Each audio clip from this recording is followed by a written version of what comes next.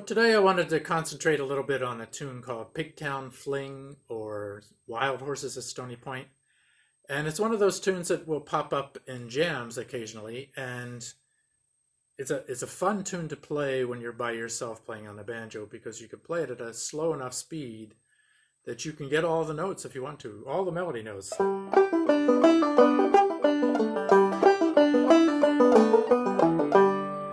Which is fine when you're playing by yourself, or if you don't have a fiddler or guitar to fill in all that extra space.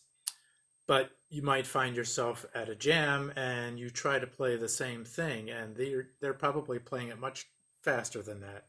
So you might find yourself, what's going on here? Why can't I play this up to tempo? Because you're trying to play all these notes.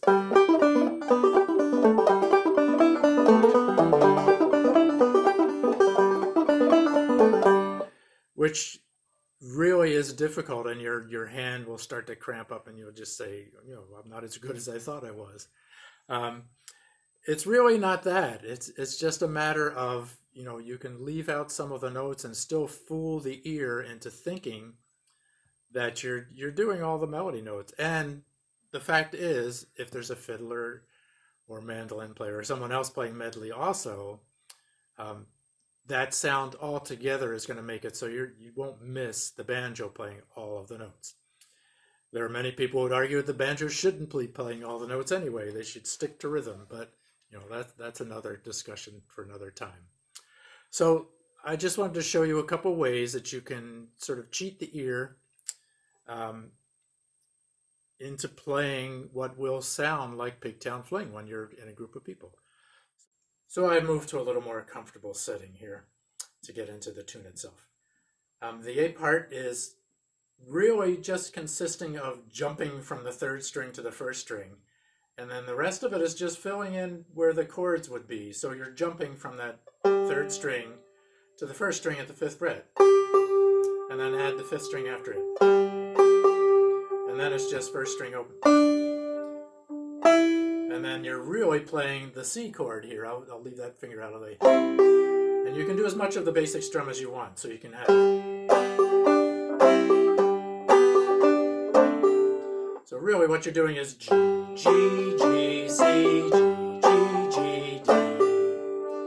And that's the pattern that you're going to be using over and over and over again. And you can add as much of that strum in as you want for the basic strum. So you can do...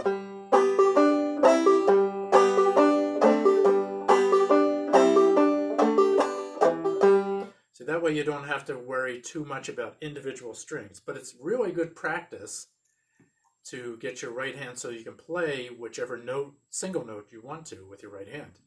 So I do.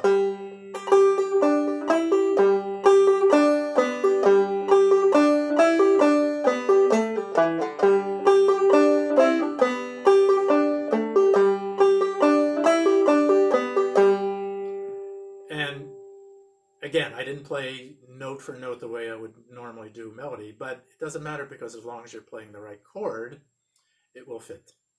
Now what makes this stand apart a little bit, instead of just doing, if you start adding in pull-offs,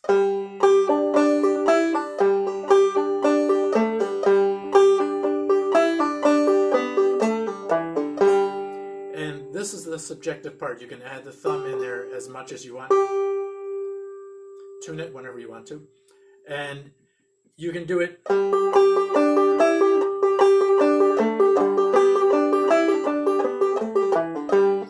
or you can just be a little more sparse.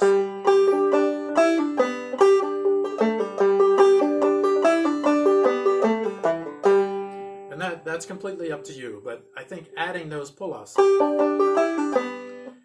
really livens it up a little bit. And you'll notice that this tune is so much like shortening bread. It's got all the same notes and they're just in a little bit different order. So again, that A part is really pretty simple, and I know you guys can figure it out on your own. You don't need me to write the exact tablature because everybody learns the tune a little bit differently. And the melody is wavy, shall I say. It jumps around. So I'm not sure if I could do it exactly the way I do it every single time through. So I just do...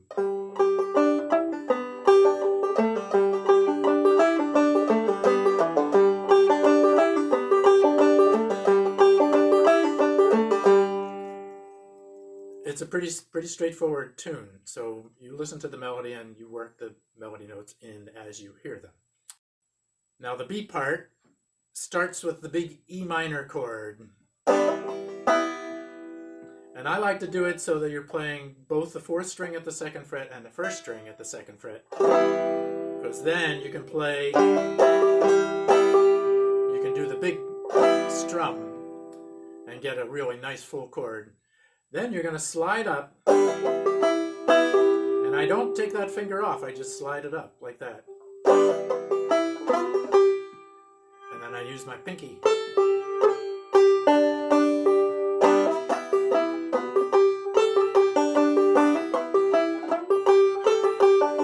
Again, it's those pull-offs that really jazz it up a little bit. The next part starts on that E minor again.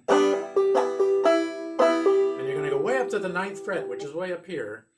And again, I use that middle finger as the anchor, and I'm going to slide way up there. And the way you can know where you are on the fretboard is as soon as you play that E minor,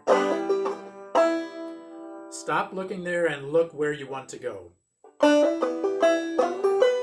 And then just slide right up there. So then you're going to go 9, 7, 5, and then it repeats.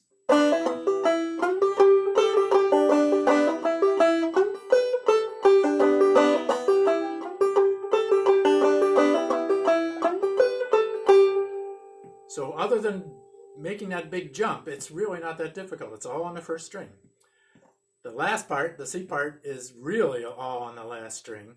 And all it is 5th fret, 9th fret, 4th fret, 7th fret, 5th fret, 9th fret, 4, 7, 5.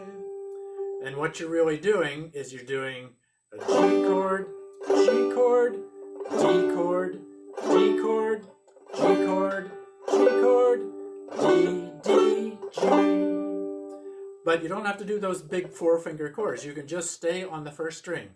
So I use my index finger because then I can stretch my pinky way up to the 9th.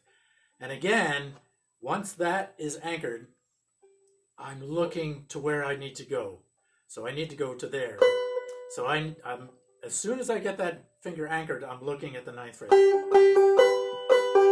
Then look back down to get to the 4th. There's your anchor again. And then as soon as you get that anchored, look at the 7th fret. So it's 5, 9, 4, 7, 5, 9, 4, 7, 5. And that's the whole part.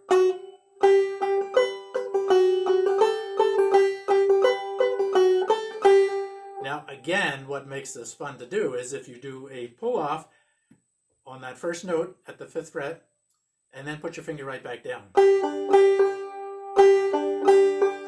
And then up to the 9th.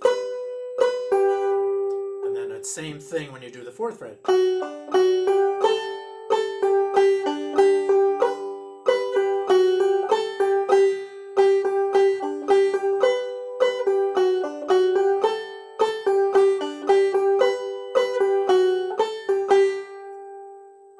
So I'll play this once through without any drop thumbing at all, and you'll see that it sounds pretty close to the original, but it's a whole lot easier to play when you start playing it fast. You can work in the drop thumbs later as you get more comfortable with it, or leave them out altogether. I mean, there's no reason you have to play the most complicated version that there is, and especially if you're trying to play with other people, sometimes it gets too busy. So here's Pigtown Fling, Wild Horses at Stony Point, a little bit more simplified. And I'll try to keep it a little slow, and we'll see what happens.